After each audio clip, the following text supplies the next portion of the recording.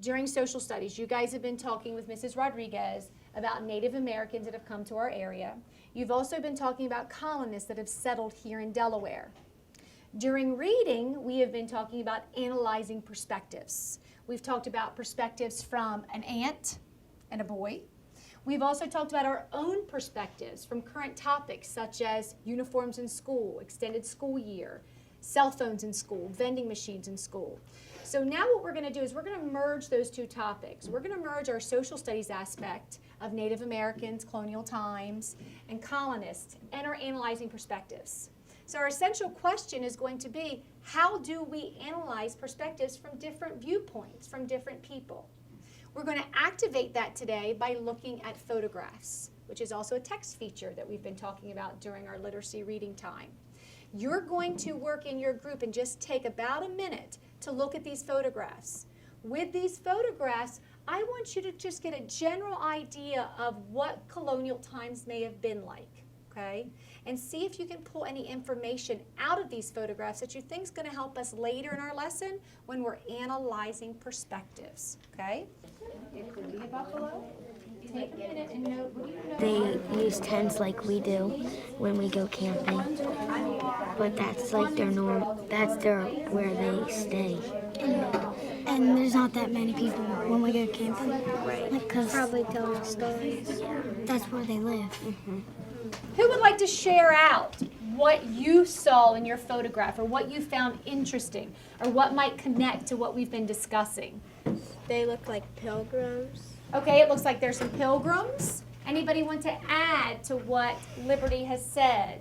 There's lots of farming. There's lots of farms, And okay? there's churches. I see Jace saying me too. He agrees. Nice job, Jace. Diego, what would you like to say? In the book Dandelions, there's the sod houses. Okay, the Saudi houses, so you made that text connection, which I really like. Go ahead, They're Angel. sitting around the fire telling opinions about the future. Oh, they're sitting around the fire talking about opinions about their future. Do you think their future, that they'd ever expect us to be where we are today? No. Probably not, right?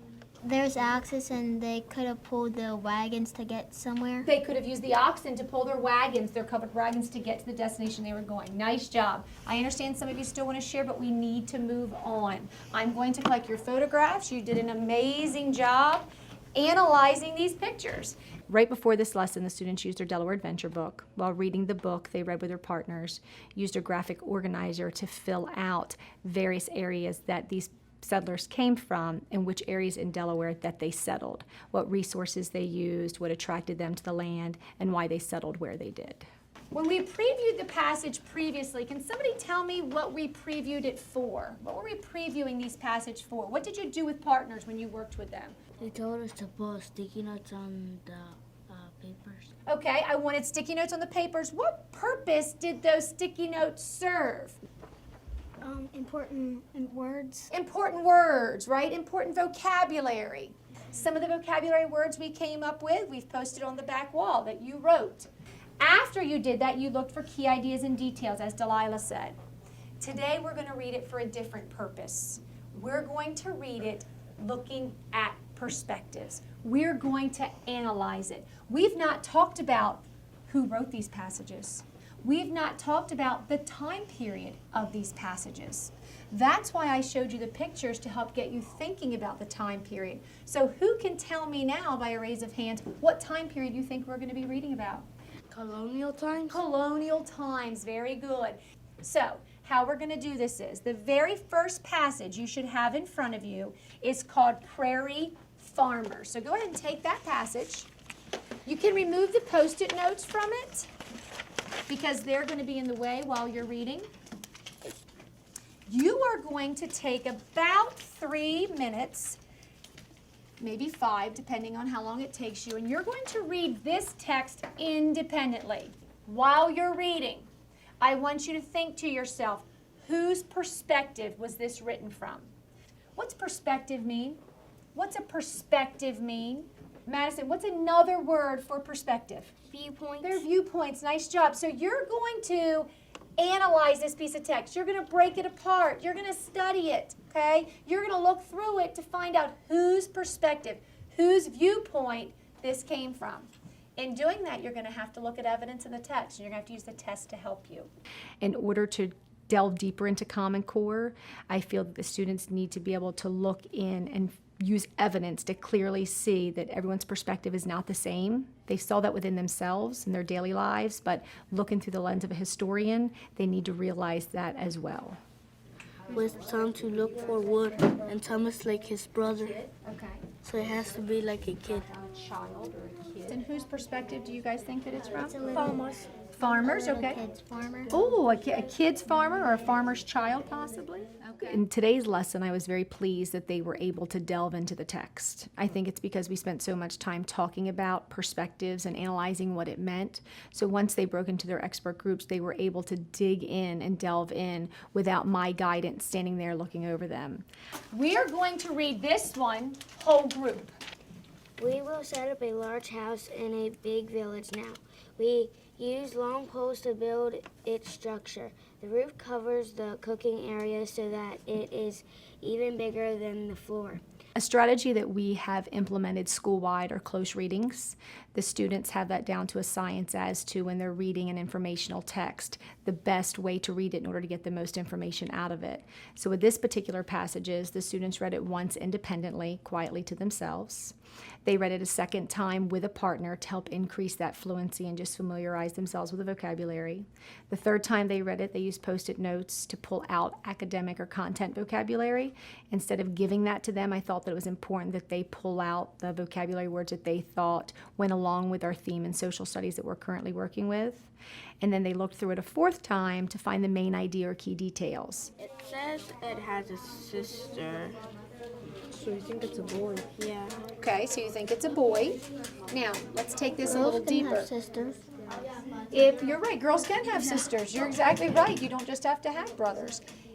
You're telling me that you think it's a child. Let's agree on that it's a child. Do you think it's the same child that the other passage came from, or do you think it's a different child? Different.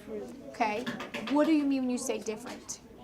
What do you think the other where do you think the other child was from, and where do you think this child is from? What are your thoughts?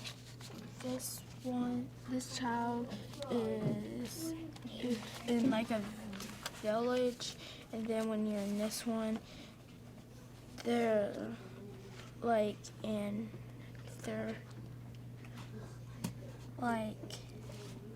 I think I know what you're saying. The first child lives in a village. And then- Rocky chimed in. Rocky, you said, Brittany said they're in a village, and then what did you say? Native American. They're Native Americans. Do you guys agree that this is a Native American child? Nice job, boys and girls. Our third and final passage, as I said, you have already pre-read it independently and with partners, but now I'm going to read it to you. So go ahead and remove your Post-it notes. And please follow along as I am reading. Settlers came to this area to build farms. They found the land difficult to plant in. You're going to take about another minute in your group. Jot down whose perspective this was written from. You're going to decide as a group what is their perspective of this time period. What was life like for them? That's going to be the top box of your organizer. The bottom box is the word evidence. What's evidence mean? What does evidence mean? proof. Find proof. That's what I was looking for. Important details and proof. I wonder how the pioneer plant Squash. plants stay green without the rain. Or the hunting one. The hunting? Where's the hunting? Yeah, because when it snows, the dad can Which one is go. that one? It's in here. Because they went, the dad, when it snowed, he went hunting and found the prints and got food for their family. Okay, what are we finding for evidence that their life was harsh? That they can't just go to a grocery store and buy food. They had to farm and work hard. Okay, they had to farm and work hard. They can't run to Walmart like we can now. They didn't get an education. They didn't get a very good education because they didn't have schools back then. Very good. Well, they had schools, but And they had typically to work with their the parents. schools were what kind of school? a week school. It was a week of school, but they were all together in One class. one room, all grade levels, right? It's because, and if you forgot the firewood for the class, then you would have to go sit in the back of the room where it's really cold. And nice job pulling that background knowledge, because that wasn't in your text, was it?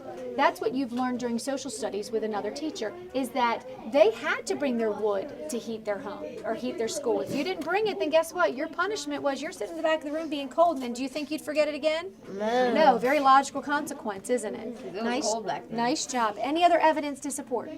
We're still thinking. An area that I would like to see improved, I felt they pulled too much of their background knowledge and maybe not as much as evidence from the text. And that comes from the previous lessons that we've done with settlers, so they feel confident in that subject. So I would just explain to them next time only evidence from the text at this point, and then when you go to do your diary entry, you can pull more of your background knowledge into that part of it. A speaker from each group is going to come out and share out. Brittany and Colin are experts on prairie farmers, and one of you could please share what was the perspective of, it was the child, the farmer's child. The life was happy because they enjoyed their life, but they had to work. Okay, do we all kind of agree because we read that passage? Would you say the child's life was happy? They didn't seem miserable, did they? They seemed happy and content, but they had work to do. They couldn't play video games, right? They couldn't just sit back and watch television. They didn't have video games. Their life was different than our life today. What's your evidence to support it? Colin. No wood meat, no fire in school, and you would be punished and have to sit in the cold. We had to build fences. We had to borrow plows, farms, other families. We will sell corn to buy more animals. It was my job to gather firewood and water. Let's give them a round of applause for presenting their perspective and evidence. And now let's have settlement. Who are my speakers for settlement? What was the perspective? The settlers' life was harsh. Okay, it was harsh. Harsh meaning hard. It was difficult. What was your evidence that it was harsh or hard? They can't go to stores to get food. They need to plant their own. Okay, they had to plant their own food. What else? Once they're done with those questions independently, we will share them as a whole. The final assignment is actually to create a diary entry. They can choose one of the perspectives, whether it's a Native American perspective, the child perspective from colonial times, or an adult perspective, and write a diary entry of what their day was like during colonial times. Our summarizing activity. We will finish filling in our graphic organizers at a later point. Our summarizing activity. You're going to create a dialogue. You're going to create a dialogue between two different perspectives. You can use the Native American child, or the settlers or farmer's child, or the adult settler. In that dialogue, you're going to go back and forth, just two conversations, what they might say to each other, okay? Remember, I did that with you the other day when we did homework. My dialogue was homework was important, okay? It helped review what I did in class. You came back at me and said, Mrs. Robbins, it's not important. I have to help with dinner and I play ball. And I say, that's not important. Homework's going to take you farther in life. And you said, well, it's important to eat. And you said it's important to eat. Right. So that was our dialogue back and forth about the perspective of homework. You're going to have a dialogue back and forth from the perspective of two of these people. We have three. You need to choose two. One person's going to be in one color, one person's going to be in the other color, and you're going to complete the trifold. I can honestly say that with Common Core, I feel like my students have created a new love of reading. And with pulling in these different text complexities and the informational and the nonfiction pieces, the students have embraced it and they're wanting to read and they're excited to read that next novel or do a research project with it.